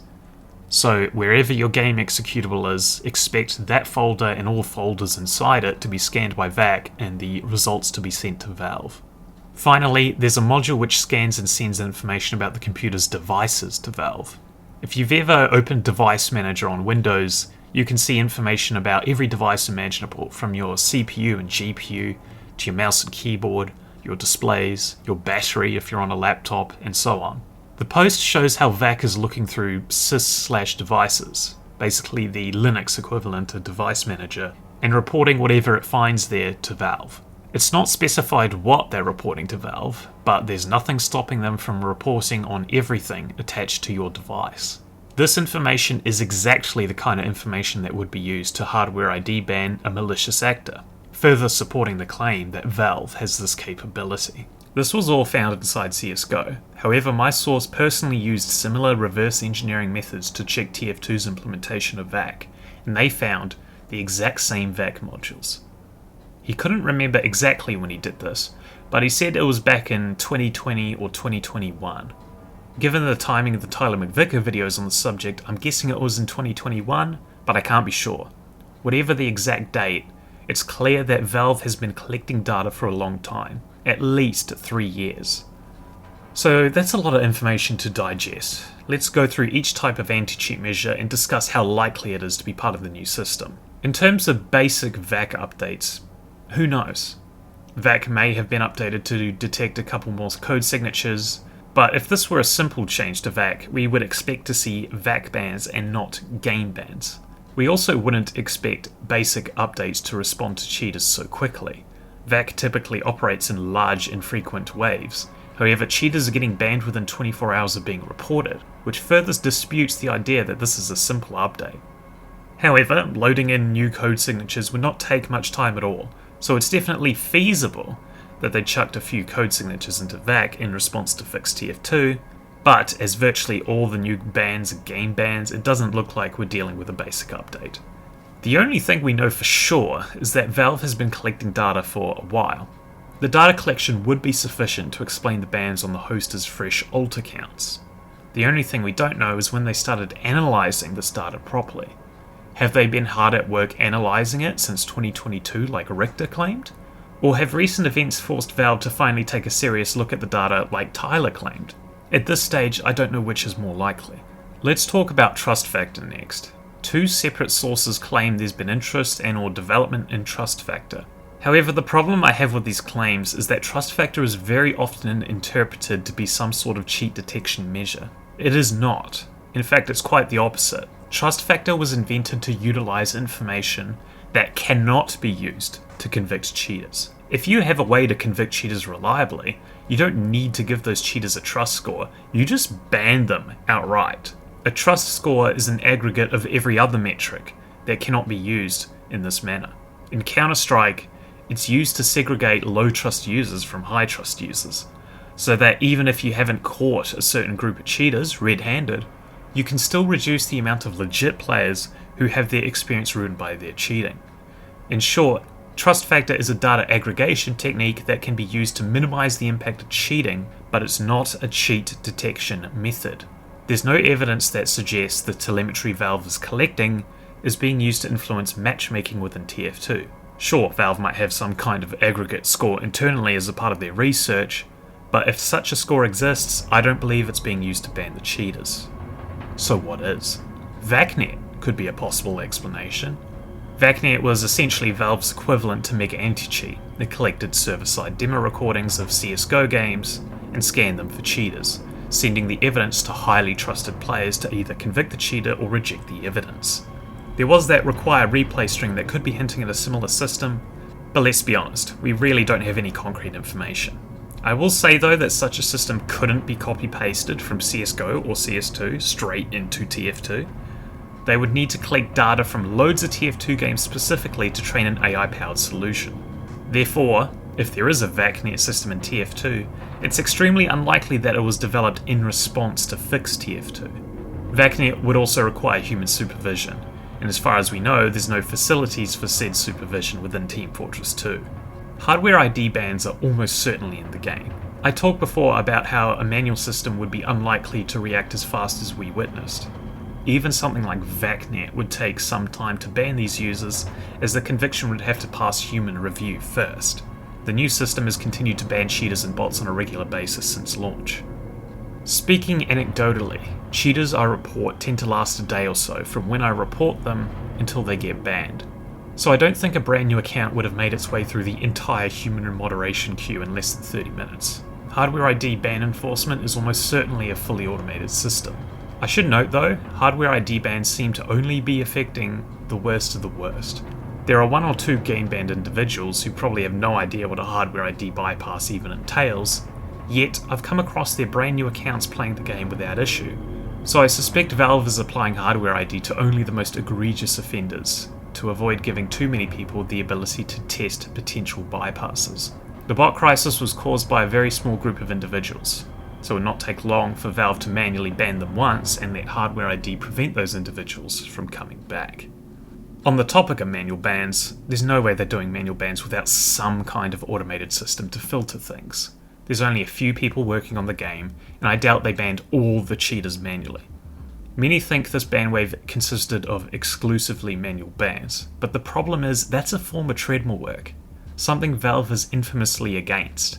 It would take a lot of effort to find every cheater and ban them manually, and even then, an exclusively manual approach does nothing to prevent them from coming back. Sure, the hardware ID bans could have been applied manually, but we've already talked about how that isn't being applied universally. To sum up what I think is happening, at minimum, the bot hosters have been targeted with manual hardware ID bans. Telemetry collected through VAC would have assisted Valve in deciding which individuals should receive this extreme punishment. Game bans and account deletions are still happening on a frequent basis, so it's not a simple update to VAC. We know that any response to fix TF2 would have to be achievable within a month. However, since we know the telemetry has been in place since at least 2021, that allows for more possibilities than if they were starting from scratch. This brings up an interesting point. If Valve has been sitting on a treasure trove of data for a few years, haven't they already possessed certain capabilities from the start? Surely they could have spotted the huge botnets running off one computer way back in 2022, for example. Why wait until now to take action? Well, we know Valve's not a treadmill work enjoyer, so I think they were worried that legitimate players could be caught up if they tried to naively automate their method of detection. And that's why, even though they were apparently interested in implementing these solutions, they weren't sure if they could do it to their standards, and they didn't want to dedicate the necessary resources to find out. Whatever method they ultimately implemented, it's something new. I've already gone over that I don't believe it's VACnet, and it's not trust factor, as that's a separate thing from cheat detection. Valve's strong stance against risking false positives also rules out player reports. I've seen no credible evidence of players getting other players falsely banned by spamming them with reports. I think we're dealing with some brand new approach that no one has been able to figure out yet. Given how much I've ruled out, you might wonder what's left.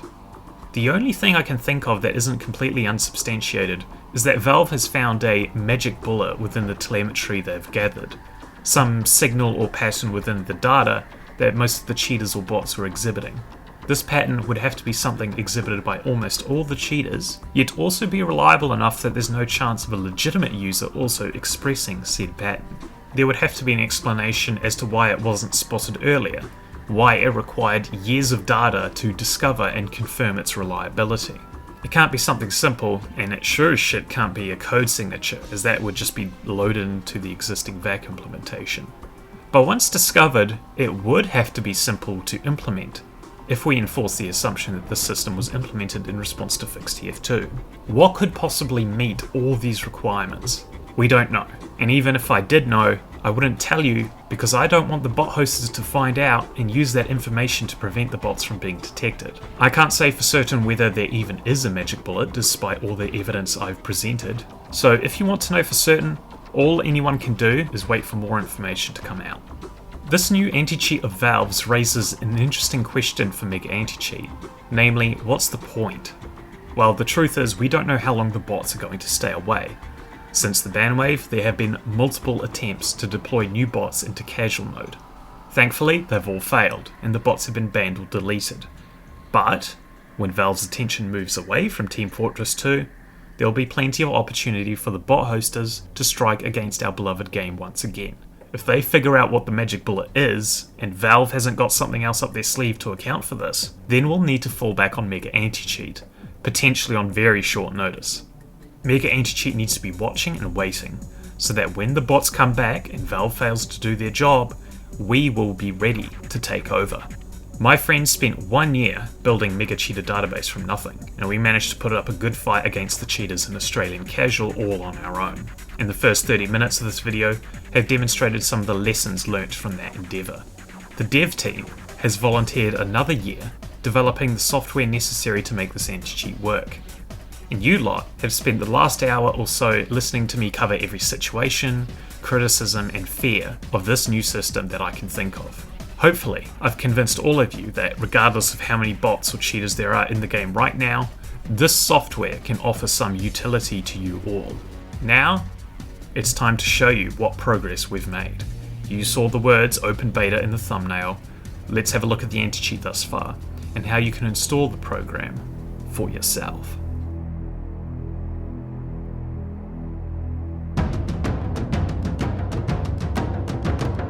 Let's get the anti-cheat installed. First, you'll want to go to the GitHub repository for MegaAntiCheat. The link's in the description. The instructions are also written here in the README, but if you're following along with the video, you'll want to go to the releases page. Find the latest release and download the executable that corresponds to your operating system. Put this executable somewhere convenient. It's going to create a log file when you run it, so it'd be wise to put it in its own folder.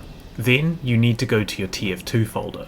In Steam, right-click TF2, go to Manage, browse local files. Go to the TF folder, then CFG. Inside this folder, you'll want to edit your autoexec.cfg, or create one if it doesn't exist. If you use masterconfig, you'll have to create an overrides folder inside CFG and put your autoexec.cfg in there. Within the autoexec, paste in these 3 lines of text. You can copy-paste them from the GitHub README I mentioned earlier. You can change the Archon password to something else if you wish, but whatever you set it to, leave your text editor open after saving the file so that you can copy-paste it later. Now, go back to Steam, right-click TF2, Properties. Under the General tab, you'll see the game's launch options. You'll need to add these 4 launch options if they aren't there already. These launch options will configure the game to let the anti-cheat communicate with it. Finally, launch the MegaAntiCheat executable. A command prompt should pop up with some debug logs. There shouldn't be any errors at this stage, but if there is, check the troubleshooting guide in the README, or make a post within our forum in the Discord server if you need extra support. Assuming there's no errors, you should be able to navigate to the user interface via your web browser. Go to localhost:3621 and you should be greeted by this prompt. For the Archon password, go back to your text editor and copy the Archon password into the Archon password field. For the Steam API key, you need to go to steamcommunity.com/dev. Make sure you're signed in, if you aren't already, and fill out the form to obtain a Steam API key. You can put whatever you want for the domain, it doesn't matter at all. We need to make a few setting changes within the game, so let's boot it up. Let's enable the automatic demo recording functionality within TF2. The whole point of the anti-cheat is to stream and scan demos for cheaters, so it's very important you do this, as if you don't, you won't be recording demos in the first place. Go to TF2's advanced options and scroll all the way down. Go to the recording mode dropdown and select auto record all matches. I also recommend putting a folder name here, such as demos, so all the auto recorded demos are contained to their own folder. Now we need to configure MegaAntiCheat to upload these demos to our central server. Go to your MegaAntiCheat user interface. On the left, you might have noticed this warning telling us we need to agree to the TOS. If you click it, it will take you to the settings menu. Here you'll find a checkbox that says agree to TOS. In order to enable demo streaming functionality, you need to click on the checkbox. This will bring up a privacy policy that basically tells you what data we're going to collect and what we're going to do with it. If you're cool with this data collection, you can click the button that says I agree and boom, you're ready for the next step. If you want to withdraw consent in the future, just click the checkbox again and confirm that you want to disable the demo streaming functionality. Just be aware that if you're not opted into this system, your demo files can't be used to catch any cheaters. If you forget to do this, or the TOS gets updated, there'll be a persistent warning on the sidebar to let you know. You'll also need a masterbase API key, which is essentially a secret password that lets your anti-cheat client communicate with our server securely. To get one, simply visit megaanticheat.com/provision and sign in with your Steam account. This doesn't give us access to your Steam account in any way, it just lets us know with certainty who you are. Once you've signed in, you'll be redirected to a blank page that contains the API key, and you can copy-paste that into the appropriate setting within the settings menu of the anti-cheat. If you've followed all the steps up until now, you're ready to go. Your demos should be streaming to our servers. However, the anti-cheat has a lot of useful functionality which I'd like to take some time to go over. Let's queue into casual. Once you're loaded in, check the anti-cheat UI. You should see a list of players, arranged similarly to the in-game scoreboard. So what do you do if you come across someone you suspect of cheating? The first thing you should do is find the relevant account in the player list and click on the drop-down.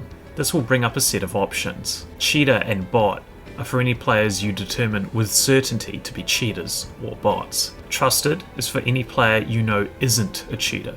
If there's someone in your community you know would never cheat and would never allow cheaters to remain in the game, you can mark them as trusted. The trusted mark is useful, as when a large chunk of the player list lights up in green, you know your server is in safe hands, and you can get cheaters kicked easily if they appear. If you suspect someone of cheating, but you aren't 100% sure, that's what the suspicious mark is for. That way, if you come across the player again, the suspicious mark acts as a reminder to take note of their behaviour. Speaking of notes, if you want to write some down, such as what cheats you suspect them of using, you can click on the row to bring up more information. Then type whatever you want to note down about the user in this text field at the bottom. Click the arrow at the end, and boom. Now this little note icon will appear next to their name, and you can hover over it to see what you wrote. You can always go back to that text field to modify your note if you need to. There's several other icons like this that you'll see next to players for various reasons. If you want to set a custom alias for a user, say if they change their name a lot, you can right-click on that player, change alias, and provide a custom name to be used in place of their Steam username. This will add a star icon to their row, and hovering over this icon will show their Steam username. There's a calendar icon that shows up next to accounts that are less than 60 days old. If you see a lot of these at once, chances are something sussy is going on. There's a shield icon that appears next to any users with a VAC ban or a game ban. On Steam, these bans disappear after 7 years, but it turns out that they are still accessible via the Steam API, so you'll be able to see them regardless of age. There's a friend icon as well. This icon appears whenever someone in your game is friends with a cheater or bot that is also in your game, which is very useful for detecting parties that will prevent their cheater friend from being kicked. You can see which cheaters the user is friends with by hovering over the icon. If you haven't marked them as something else already, friends of cheaters in the same lobby will be highlighted white, just like the old database. Your own friends will be highlighted a dark green. This arrow icon represents players that are joining, fairly self-explanatory. And finally, this Kiwi icon appears on my personal Steam account. So if you see this icon, that means I'm in the same game as you. Feel free to say hello, but remember that if I'm gaming, I just want to be treated like any other TF2 player, so don't go full fanboy on me. Disconnected players will remain in the main menu for a few seconds, but grayed out, so you have an opportunity to make a last-minute change. Failing that, you can pay a visit to the player history menu on the left side. This page is laid out similarly to the main interface. However, on the left, you can see every player you've come across that has since left the game you are in. Take note that when you close the anti-cheat executable, this menu gets wiped, so don't rely on it. If you want to track an account permanently, you have to give it some sort of mark or annotation. Once you do that, it'll appear in the archive, which is a list of all accounts that you've annotated in some way. You can search both of these lists using the search bar at the top. It'll match against any current or previous aliases that the program has remembered. If you want to add a player to your archive that you haven't come across in-game, chuck their Steam ID into the search bar and click Add Player. From there, you can add some information to the account and add it into your archive. Looking back in the Preferences menu, most of the settings are pretty self-explanatory. You can change the language, you can change the coloured highlights, but there's a few that warrant explanation.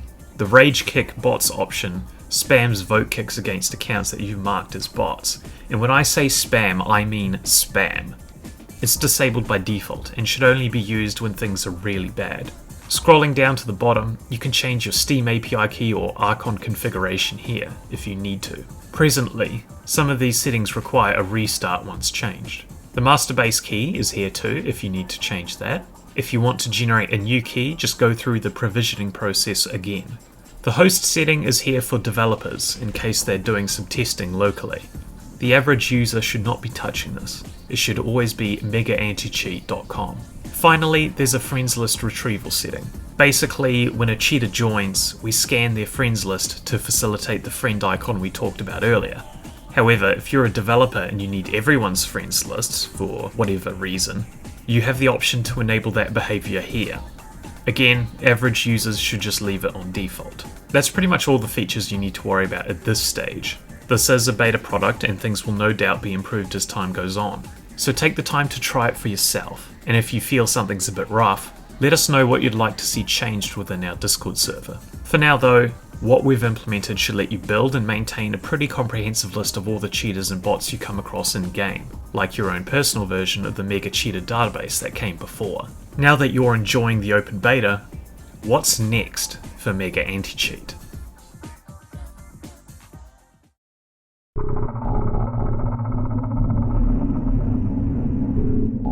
Despite the progress that's been made, I don't blame you if you feel a bit underwhelmed.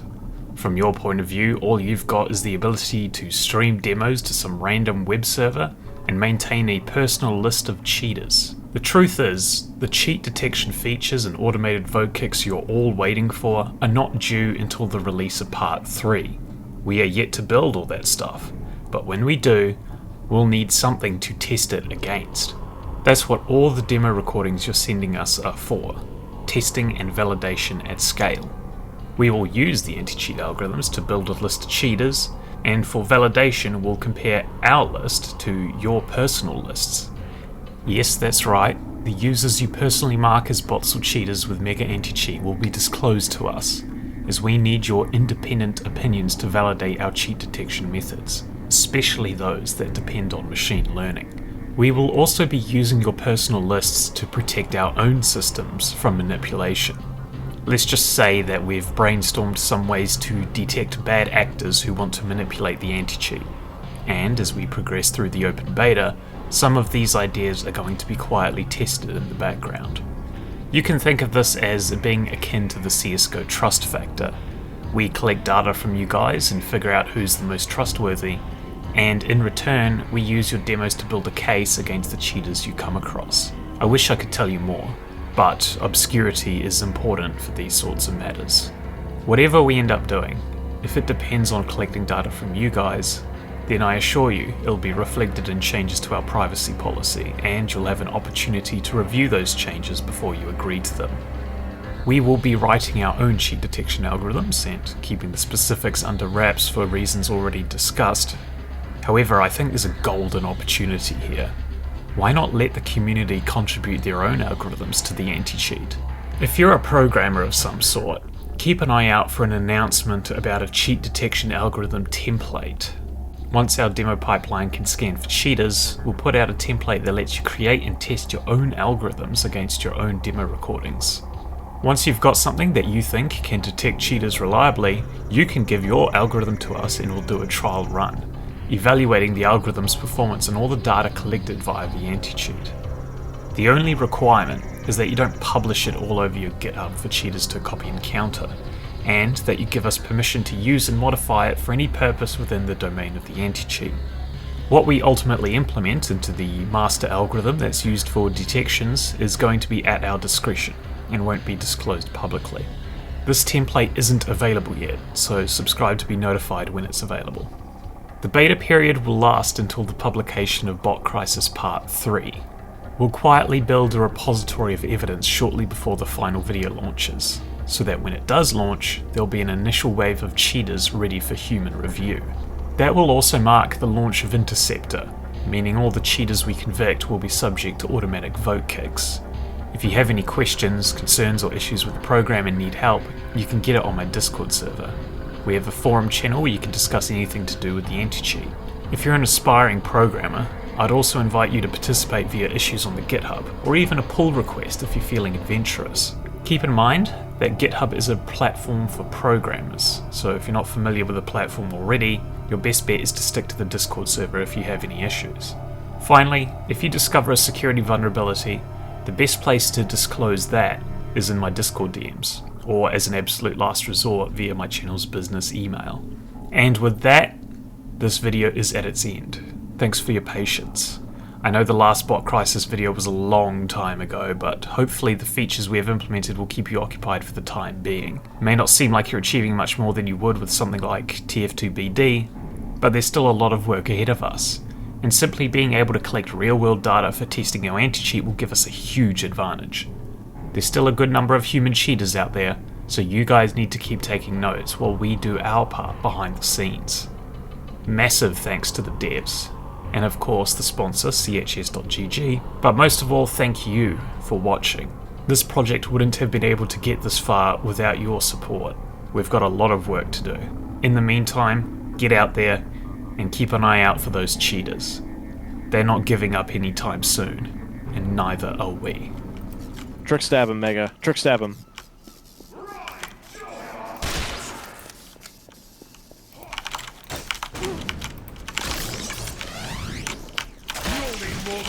Holy shit. Holy fuck! That was...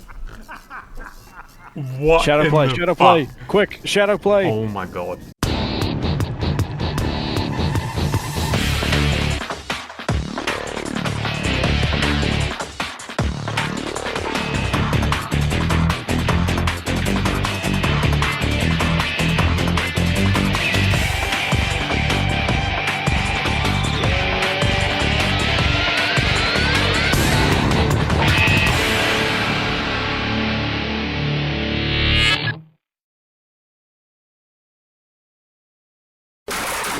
Laga sambul.